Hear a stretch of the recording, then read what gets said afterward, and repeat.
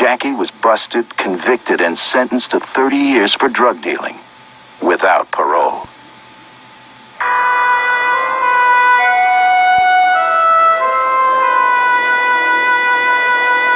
The feds hoped the long sentence would soften Jackie up for a deal. They brought new charges against him, expecting to use Jackie in a trial that would wipe out the New Jersey mob. The government had rounded up 20 of the top hoods, the guys he grew up with in Newark. The feds would reduce Jackie's sentence if he flipped and testified against his old pals. It became the biggest mafia trial ever. 21 defendants and an army of lawyers. They asked what I consider telling on somebody to go home. I mean, they wanted me to lie. I mean, there was no truth. They were asking me to lie against the boys in that trial. D'Onocio refused the deal. Then he upset the whole apple cart. He announced he was going to defend himself. His mob pals and their lawyers panicked, fearful he'd mess things up. Judge Ackerman was also concerned. He says, Mr. D'Onocio, he says, you ever hear the old saying where a man has himself as attorney, has a fool for a client? I said, no, I never heard that, Judge. He says, you never heard that? I said, no. I says, is it true? He says, sometimes it is and sometimes it ain't. And that's when I became my attorney. Sometimes Jackie used the sexual language of the streets, which drew some advice from the judge. He says to me, Mr. D'Onocio, there's just one thing that bothers me. He says, I don't want you to use the word BJ in front of the jury, you know? So I says, Your Honor, what do you suggest I use? He said, try to use fellatio.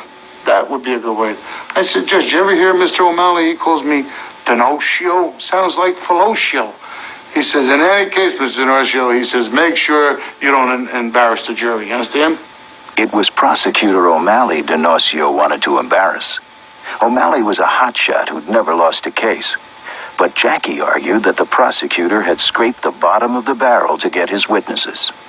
They brought in a dog trainer. They brought in a faggot. They brought in Joe Alonzo, who was a schizophrenia. They brought in Bobby Fischer, who claims he was crazy. They brought in every witness here to prove their case. And what I had to do was make a comedy out of it. Jackie had only a 5th grade education, but he was a whiz at reading the jury. When they were bored, he'd work in a dirty story and often a jab at Prosecutor O'Malley. The prosecutor considered me an extravagant person. And I'm not extravagant, I told the jury, because my own wife asked me for $20 for a rump roast.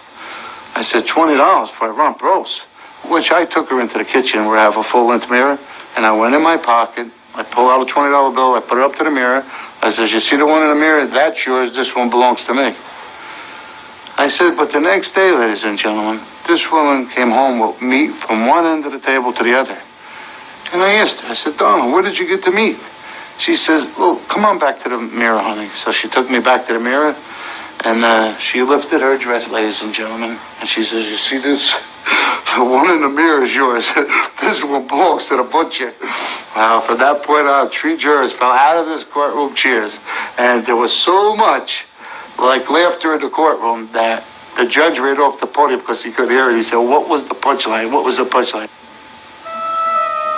In 1988, when it finally came time to sum up for the jury, Jackie knew instinctively it was time to abandon comedy and tug at a dozen hearts.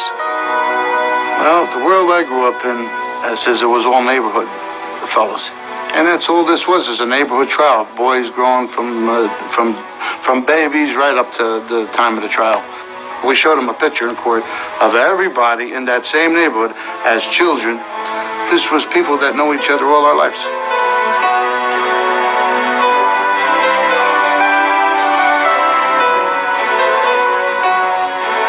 I said, you see the men in this courtroom? Each and every one of them is my friends. And I want you to know, I know their families, I know their children, I know them by names.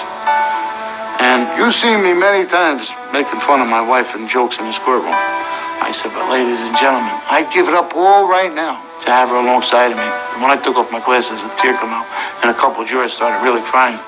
I said, ladies and gentlemen, I'll make a deal with you.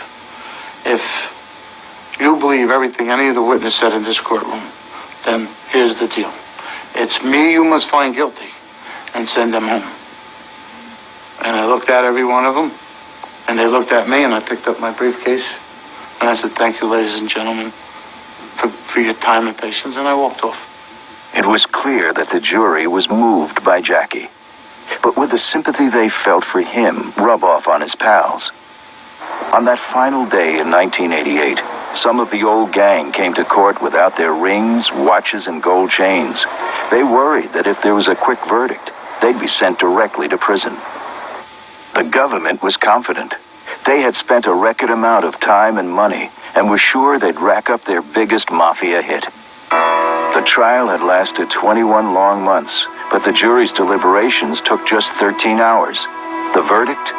For everybody.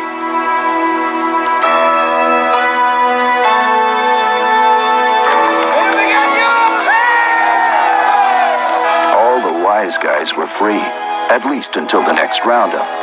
And Jackie, the clown prince of crime, was their hero.